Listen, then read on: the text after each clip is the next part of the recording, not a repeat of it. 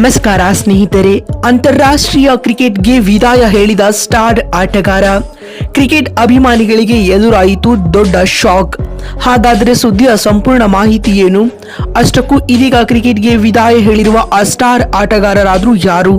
ಹೀಗೆ ಇದರೆಲ್ಲದರ ಬಗ್ಗೆ ಇವತ್ತಿನ ಈ ಒಂದು ವಿಡಿಯೋದಲ್ಲಿ ತಿಳಿಸ್ಕೊಡ್ತಾ ಹೋಗ್ತೀನಿ.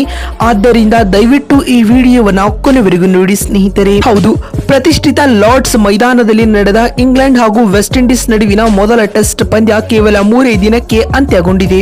ಈ ಪಂದ್ಯದಲ್ಲಿ ಆತಿಥೇಯ ಇಂಗ್ಲೆಂಡ್ ವಿಂಡೀಸ್ ಪಡೆಯನ್ನ ಇನ್ನಿಂಗ್ಸ್ ಮತ್ತು 114 ರನ್ಗಳಿಂದ ಮಣಿಸಿದೆ. ಇದರೊಂದಿಗೆ ತಂಡದ ಲೆಜೆಂಡರಿ ಬೌಲರ್ ಆಗಿರುವ ಜೇಮ್ಸ್ ಆಂಡರ್ಸನ್ಗೆ ಆಂಗ್ಲ ಪಡೆ ಗೆಲುವಿನ ಬೀಳ್ಕೊಡುಗೆ ನೀಡಿದೆ. ವಾಸ್ತವವಾಗಿ ವಿಂಡೀಸ್ ವಿರುದ್ಧದ ಮೊದಲ ಟೆಸ್ಟ್ ಪಂದ್ಯ ತನ್ನ ವೃತ್ತಿ ಜೀವನದ ಕೊನೆಯ ಟೆಸ್ಟ್ ಪಂದ್ಯ ಎಂದು ಆಂಡರ್ಸನ್ ಮೊದಲೇ ಹೇಳಿದ್ದರು. ಅದರಂತೆ ಏಕಪಕ್ಷೀಯ ಗೆಲುವು ದಾಖಲಿಸುವ ಮೂಲಕ ಇಂಗ್ಲೆಂಡ್ ತಂಡ ಲೆಜೆಂಡರಿ ಬೌಲರ್ಗೆ ಅರ್ಹ ವಿದಾಯ ನೀಡಿದೆ.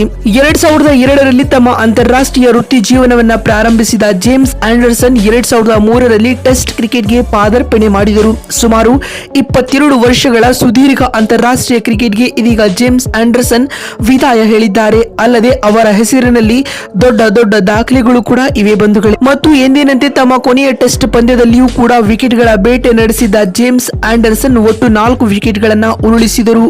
ವೆಸ್ಟ್ ಇಂಡೀಸ್ ವಿರುದ್ಧ ಲಾರ್ಡ್ಸ್ ನಲ್ಲಿ ನಡೆದ ಮೊದಲ ಟೆಸ್ಟ್ ಪಂದ್ಯದ ಮೊದಲ ಇನ್ನಿಂಗ್ಸ್ ನಲ್ಲಿ 1 ವಿಕೆಟ್ ಉರುಳಿಸಿದ್ದ ಆಂಡರ್ಸನ್ ಎರಡನೇ ಇನ್ನಿಂಗ್ಸ್ ನಲ್ಲಿ 3 ವಿಕೆಟ್ ಕಬಳಿಸಿದರು. ಜೇಮ್ಸ್ ಆಂಡರ್ಸನ್ ಈಗಾಗಲೇ ಏಕದಿನ ಮತ್ತು T20 ಮಾದರಿಗಳಿಂದ ನಿವೃತ್ತಿ ಹೊಂದಿದ್ದರು. ಇದೀಗ ಟೆಸ್ಟ್ಗೆ ವಿದಾಯ ಹೇಳುವ ಜೊತೆಗೆ ಅಂತಾರಾಷ್ಟ್ರೀಯ ಕ್ರಿಕೆಟ್ಗೆ ವಿದಾಯ ಹೇಳಿದ್ದಾರೆ. ಕ್ರಿಕೆಟ್ ಲೋಕದಲ್ಲಿ ತಮ್ಮದೇ ಆದ ಛಾಪು ಮೂಡಿಸಿದ್ದ ಜೇಮ್ಸ್ ಆಂಡರ್ಸನ್ ಟೆಸ್ಟ್ ಮಾದರಿಯಲ್ಲಿ ಯಶಸ್ಸಿನ ಉತ್ತುಂಗ ತಲುಪಿದರು.